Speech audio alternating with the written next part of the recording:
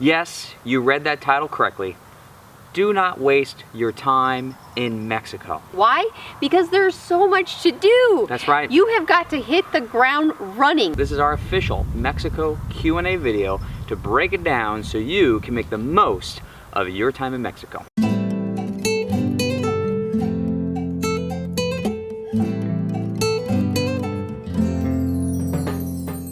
Cheers and welcome to this Q&A video brought to you from Handley Cellars in Anderson Valley, just north of Napa Valley.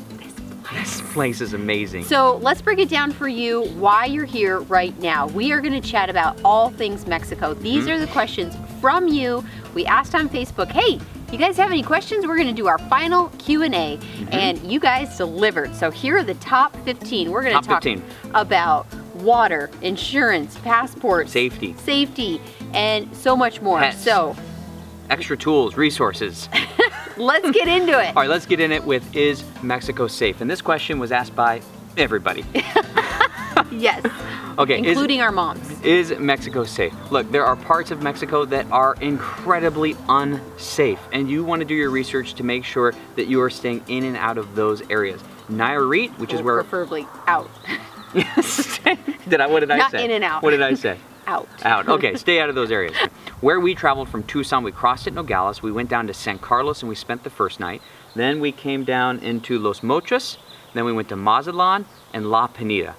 And La PENITA is just north of Sayulita, which is just north of Puerto Vallarta, which you've probably heard of. Yes. So that route and the region of Nayarit, we found to be very safe. And welcoming, and the people were looking out for us and having all kinds of conversations. That's Where are you going? What are you doing? And being very helpful. We never at any time ever felt unsafe, and there was never even a close call. No, but this touches base on our previous video about safety in general. There are things that we did to make something that is inherently unsafe, or at least considered to be unsafe, that we did it safely. And we're going to link to that video right up there because we dive into the details of how to make it safe for you. Yes. Okay, but overall we have found that our experience was safe. Now that's not to say that it's not going to be safe or unsafe next year, or if you're watching this video a few years from now, you're going to have to do your own research and go back into it. But generally speaking, we found it to be completely safe. Now, we used a lot of common sense. We didn't drive at night. We didn't go into any bars. We weren't looking for trouble. We weren't,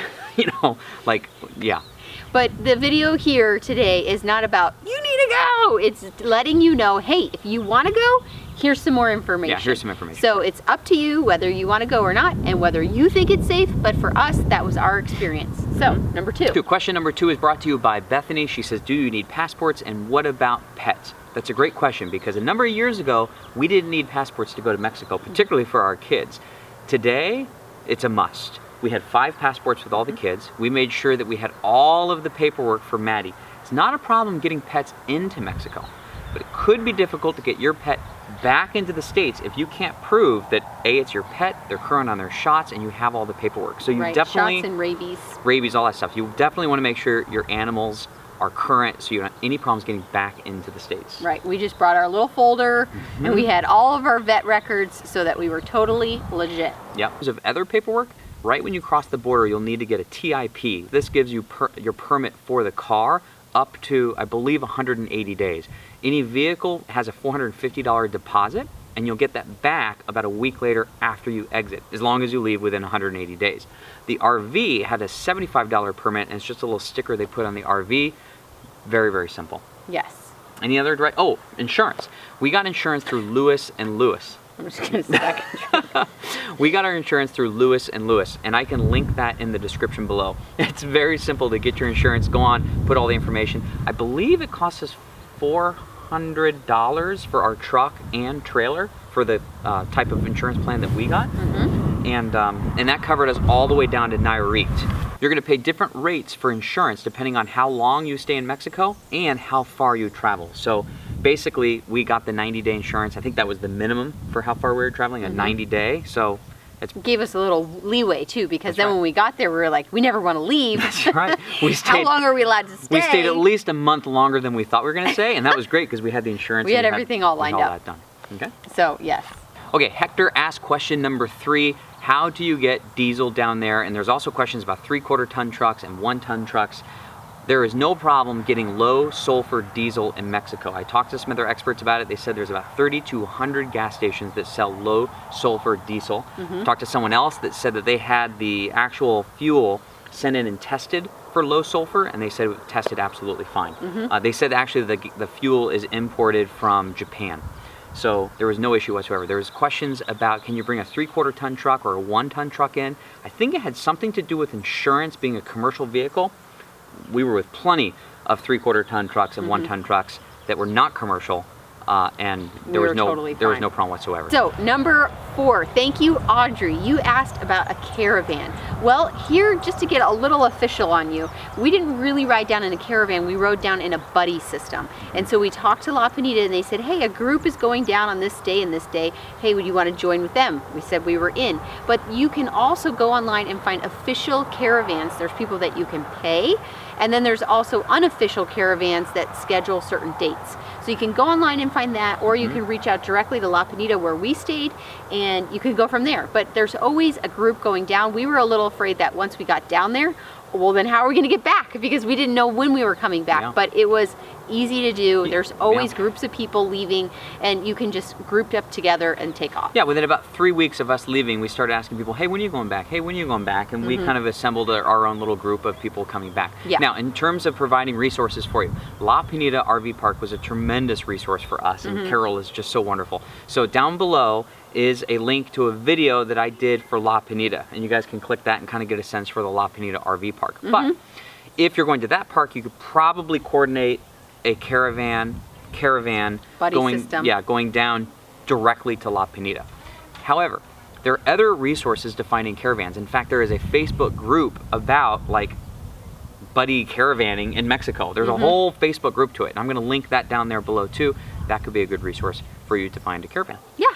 Okay, question 5 brought to you from a new KYD insider, Eddie. He says, was it difficult to cross the border?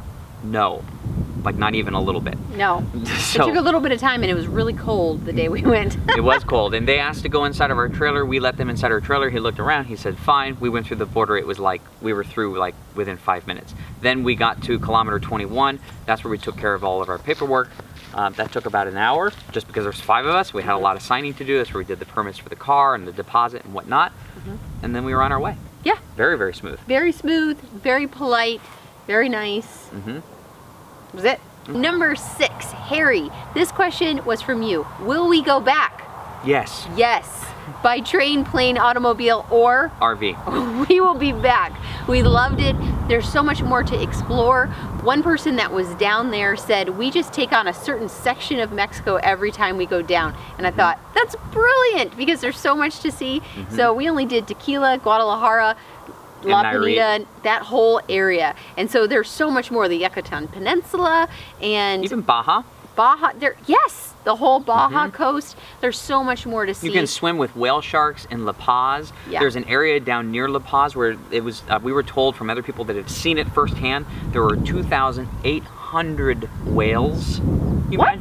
Yes. 2,000? Yes. Yeah. Yadwige, Bob, all they said there were like 2,800 whales.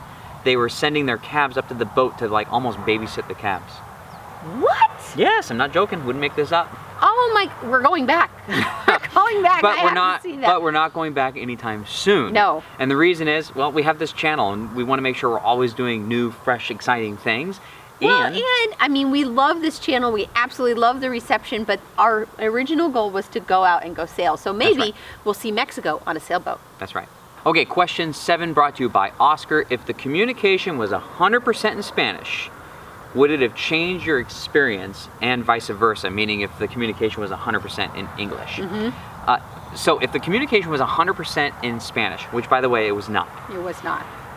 It would have made it better. If it was in 100% Spanish, it would have made it better for Absolutely. us, in our opinion, because, well, maybe not the first week. We would have been like scrambling and nervous and overwhelmed. We would have been overwhelmed. But somewhere in the middle, we were like, okay, stop speaking English. We're trying so hard to learn Once we knew Spanish. a little bit of English, or I'm sorry, once we knew a little bit of Spanish, yes, we were amazed at how many people knew English. We were like, oh, darn, I can do it. But we would go out with intention to go eat street food and speak our just terrible Spanish. Terrible. You know, when I think right now, like the construction of our sentences, who knows? We were talking it's still gibberish. Still pretty bad. It's still bad. But anyway, we loved learning. And so it would have been even more fun. But very nerve-wracking if it was 100% Spanish in the very beginning when we had to do the passports and all of that. But good news is it wasn't. Yeah. They spoke English. So many people spoke English. When we were getting our passports and registration, somebody comes up and he says, "Hablas español?" And we said, "No." And he goes, "That's okay. I don't speak Spanish either." So that's right there. That is just a piece of what it was like. That's a glimpse of the Mexican people and how funny they are. Cherry, thank you so much for your question. It was, what do we do for water? Okay, this is a huge concern. It was a concern for me as well. I was like, what is going to happen? I don't want to give our kids something that's going to make them sick, but it was not a concern. La PENITA is actually on a well, and so technically you can drink the water, but we didn't do that. We still didn't feel okay doing that. So we had water delivered, and for 25 pesos, we got a big 5-gallon. Anytime we wanted, we put 25 pesos out on the curb. That's a buck. A new 5-gallon was delivered to us. But if you're not staying at La PENITA, there's places in town everywhere. All you have to do is bring your container or purchase one there, and they refill it for you with fresh water. You can also buy tons of flats of water bottles. They're everywhere. Okay, Katie asked how much did it cost? I did hear some empty nesting couples talk about how much it costs, and they had only got cash from an ATM, so it's very simple for them. They, at the end of their 90-day stay, they looked at all of their ATM withdrawals and they divided that by the number of days they stayed, which is actually probably more like 80 some days, and it turned out to be $75 a day. That's lodging, that's fuel, that's food, that's grocery shopping, activities, and we know we did. And we did the activities with them, so we know they were busy all the time. They didn't just like sit there and they're like, okay, we made it, we're not gonna spend any money. They did stuff all the time. $75 a day, all in, pretty good. Now, if you have a family, then you would just tack on stuff on top of that. But I thought that was a pretty good rule of thumb in terms of the Mexico budget. Right. Okay, Jen, your question was, how did we find people to help fix up Ginger? Well, the cool part about La PENITA is that you are surrounded by people that have been RVing forever, and they know what problems are. They have an eye out on your trailer, so they someone brought the issue up to us, and then we had Antonio to help bring someone in. Now, if we were on our own and something happened, that might be a little trickier because we don't speak perfect Spanish, so that might be challenging relaying the issue. But I have to say that even that, we had friends that started making their way back up to the States, and something went wrong, and all they had to do was call into a local mechanic, and then the mechanic called in for the part, and one day later everything was fixed. So I know that it can be done outside of the La PENITA bubble. Yeah, I will say, if you know someone that speaks fluent Spanish, it would probably be a good idea to let them know, hey, I'm going to be in Mexico from these times. If you ever see me calling you, it's because I need some help. Yes. And that way you would always have somebody to call and a resource. A resource to say, hey, I need a new belt, or this happened, can you talk to this person, tell them what I need? So like a translator by cell phone. Which actually brings us into the next question, which was from Will with World Towning, a good friend of ours. Yay! And he asked, well, what was the cell coverage and Wi-Fi situation? So important, especially if you're working. It was probably my number 2 concern after safety about internet access. I was shocked to see full LTE 4G service pretty much everywhere in the state, everywhere in the country of Mexico. Now, at times it's slow because there's they don't have the same bandwidth, and so if a whole city is going to be using a tower at the same time, the data drops. But in terms of the phone calls, absolutely no problem. Now, if you're from Canada, and you don't have a North America plan, which many Canadian plans don't, then once you get down to Mexico, you have to pop into a Telcel store and get a little chip and actually pick up a plan, a SIM card, and you pick up a plan with them, and they issue you a new number, and you just change out the SIM card, and then that'll cover you all your data and all your phone calls affordable while you're down there. But at La PENITA where we stayed, there was Wi-Fi, and it was marginal. It was certainly better than I thought it was going to be, but it was about 3 megabytes down and like 0.25 megabytes up, which is important to me for YouTube. And then there was also another option where you could get your own line, so that it's not going to be much faster, but it's going to be more consistent. It's not going to have the same fluctuations. So bottom line, it's doable. If that's your question, like, I don't know if I should go to Mexico because I work or go to school, you're gonna figure it out. It's not gonna be easy sometimes. No. Sometimes it's gonna be frustrating. There's gonna be days you're like, So when the internet got slow, we left. Yeah, or you can go into bigger cities and find That's right. places. Guadalajara is the fastest internet I have ever seen in my life. And I think it's because it's not the States, so they don't have the same regulations. Like, that thing was like, I was like, oh my gosh. Spraying the internet all over us. Okay, Laura, question 12. How much money did we take down with us? That is a good question, Laura. We took down, I went to one bank and got out $600 US in pesos, and Mark went to another bank and took out $900 US. So down, which, by the way, you could $1,500. have gone to one bank to do that if you called your bank 2 days in advance and said, hey, I'm going to need $1,500 in pesos, and they would just transfer the money. They would transfer the money to that bank. But when you do it the very night before you leave for Mexico, you have to go to 2 banks. Yeah, you got to go travel around. I think the second part of your question, Laura, was what do we do for cash when we were down there? So we used ATMs. And I have a better solution for you, but that's kind of what we did. We were charged 90 pesos every single time. I finally did find a machine where I was only charged 30 pesos per withdrawal, but the problem is we had a limit of about $150, which is fine, but we had to go there quite a bit. Because remember, the whole town is run on cash.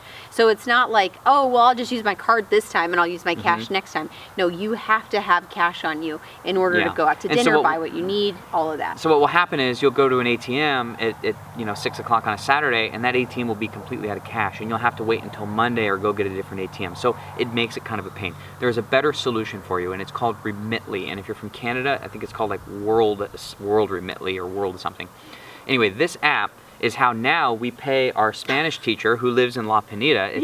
It's how we pay him, and we can send money directly to Mexico. But had we were down there, or had we used this app when we were down there, I could have sent money from my phone to Trisha, and then she could go right into like an Electra or a different store and just show them a text with a code. Show them your code, and they'll give you the money. So you can have higher limits, and you're not going to pay the fees, and you're going to get the very best exchange rate. And if you're interested in that, I have a link in the description. And by the way, for those of you that are kind of new to YouTube, if you click show more in the description below, there's a whole list of links. And usually what I do is I put the links that are relevant to this particular video at the very top, opposed to the rest of the stuff. So anyway, you can click the Remitly app, and you can download it to your phone and get started with that.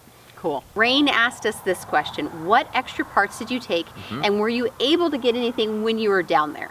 Well, people told us to bring a water pump so that we could get better water pressure into the RV. People told us to bring an extra leaf spring in case anything happened to the suspension of the rig. Yes, and we got that and brought that. They asked us to bring some extra U-bolts with that leaf spring so that if we had to completely change it out, we could.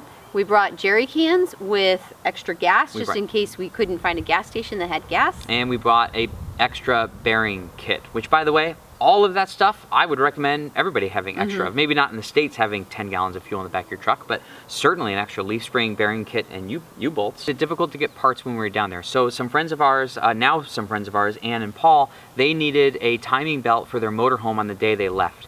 And so they were unable to get it in La PENITA. They called someone. It was in Guadalajara, and I think it took a day and a half for that timing belt to get sent to La PENITA and put in. So you are able to get certain parts, but it's probably going to take a day or two. And all of that was like around $100 for them to get the part, to call it in, to transport it, and install it. So yes, you can get your hands on what you need. It just might take a little time. So many people have asked, what about doctors? What if you guys got sick? And guess what? We did. We got sick, but except for this guy over here with his iron stomach, so ridiculous. So, did we get sick? Yes. Carson, Tori, me, and Caleb.